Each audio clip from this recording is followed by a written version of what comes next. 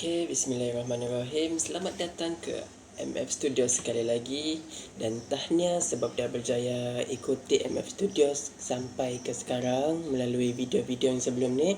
Sampailah sekarang anda masih bersama saya, Firdaus, MF Studios Speaker, dan insya-Allah hari ini pula kita akan bawakan satu topik yang macam biasa, tema konten kita memang basically memang pasal dakwah. Cuma hari ini saya mau cuba lebih santai dengan para pendengar supaya kita pun lebih mesra gitu, sebab kebanyakannya daripada yang saya nampak, saya view sendiri video-video saya sebelum ni, kebanyakan bahasa yang saya gunakan adalah lebih formal, macam sekarang pun masih formal. Jadi insya-Allah hari ini saya akan cuba bawa anda untuk bersantai-santai tapi pada topik kita yang penting. Dan apa topiknya? InsyaAllah selepas ini saya akan bagi tahu. Jadi kita bagi surprise begitu.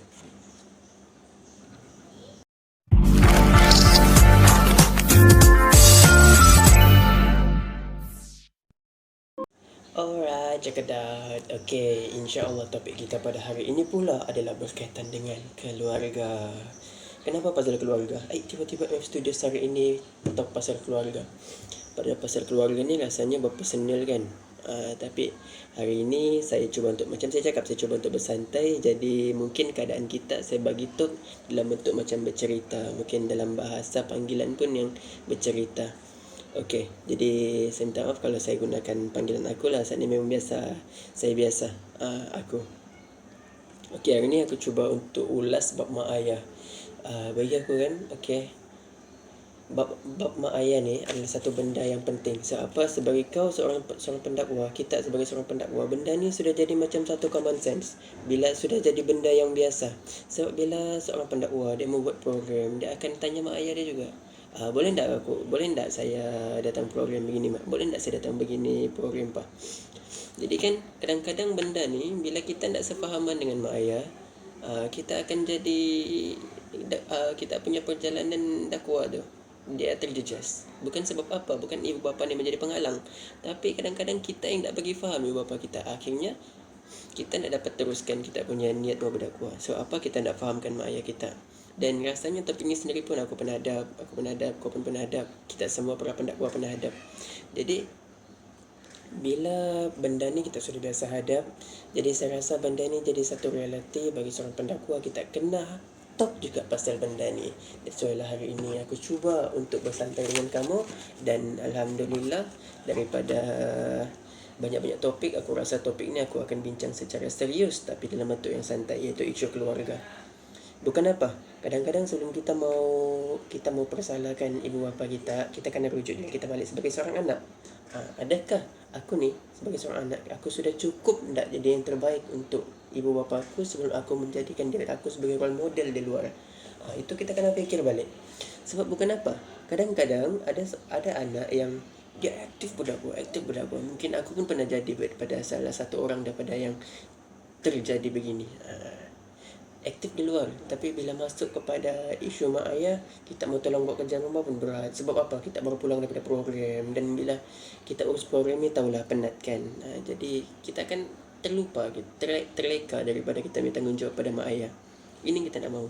Jadi punca kepada masalah ibu bapa tak faham, sebenarnya para pendakwa sekalian, adik-adik sekalian yang berkecimpung dalam dunia dakwah, punca utamanya adalah tak faham.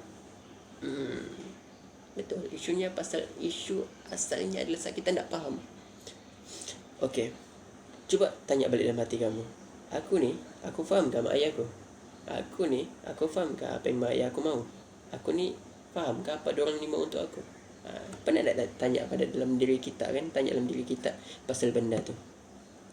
Jadi bila lagi satu, kita pun tak faham mak ayah kita. Bila kita nak tanya macam tu, kita lagi nak bertanya sama mak ayah kita. Akhirnya bila mak ayah kita dan kita tidak ada connection, akhirnya dia macam wifi tidak bersambung. Dia tidak ada connection, dia tidak ada sefahaman. Akhirnya bila kita tidak sefahaman, mulalah akan ada salah faham, sangka buruk. Jadi daripada tidak faham ni pula akan ada timbul rasa tidak puas hati. Mak ayah ni aku pun tak boleh, aku mau pergi begini pun tak boleh, aku mau pergi program begini pun tak boleh. Sebenarnya apa yang jadi ni adalah timbal balik pada diri kita balik. Itulah para pendakwa kadang-kadang ni isu mak ayah ni kan kita perlu tekankan juga.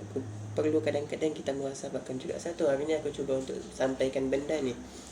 Sebab mungkin juga dalam tempoh kuarantin ni kita tak tahu apa kita mau buat. So mungkin kalau mau cari kitab-kitab pun, mau jalan, kita cari kitab yang sesuai. Aku tak banyak masa.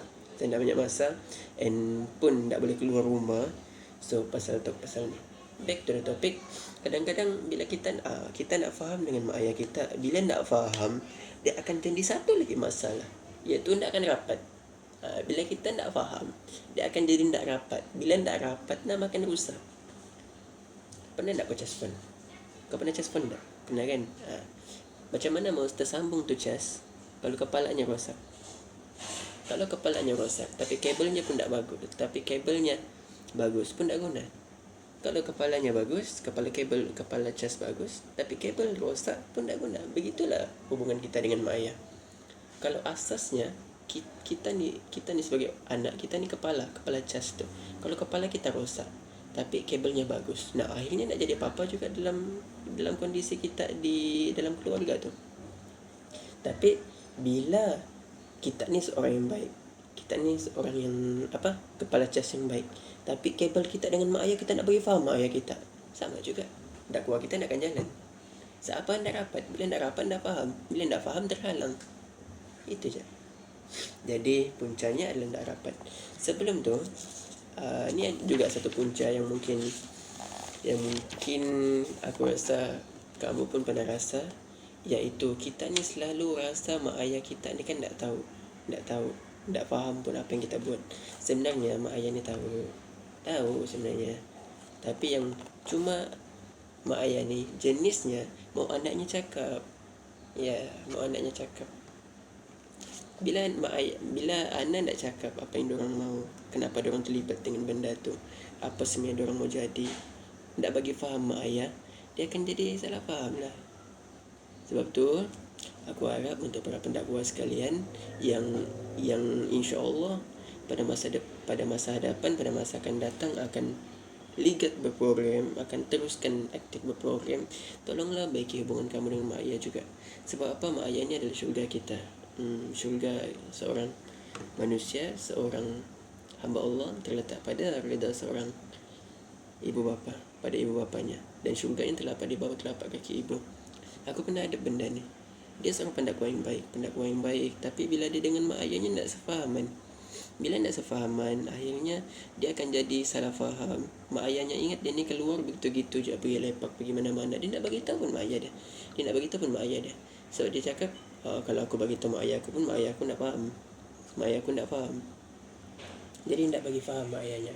Akhirnya dia menjejaskan program yang bakal dibuat. Sebab apa? Mak ayahnya ingat dia ni keluar pergi mana-mana, pergi entah ke mana. Akhirnya mak ayahnya tak puas hati, akhirnya dihalang. Kau tak boleh keluar rumah sudah. Ngam-ngam pada masa itu dia adalah salah satu daripada AJK penting dalam program tu. Tapi disebabkan mak ayahnya nak faham, habis. Sebab tu untuk topik kali ini aku akan bagi kamu juga solusi dia macam mana dan beberapa isu lain lah.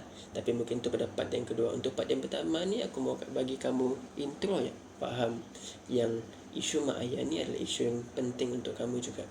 Sebab apa? Kita ni sebagai seorang anak, kita tak akan lari daripada rapat dengan isu mak ayah, dengan mak ayah kita. So bila mak ayah kita nak faham apa kita cuba buat, mak ayah kita nak faham, nak rapat dengan kita, akhirnya itulah punca dakwah kita terjejas. Okay? So insya-Allah berkenaan isu salah faham yang sering berlaku dan solusinya, insya-Allah aku akan bincang kemudian pada topik yang kedua. Nantikan.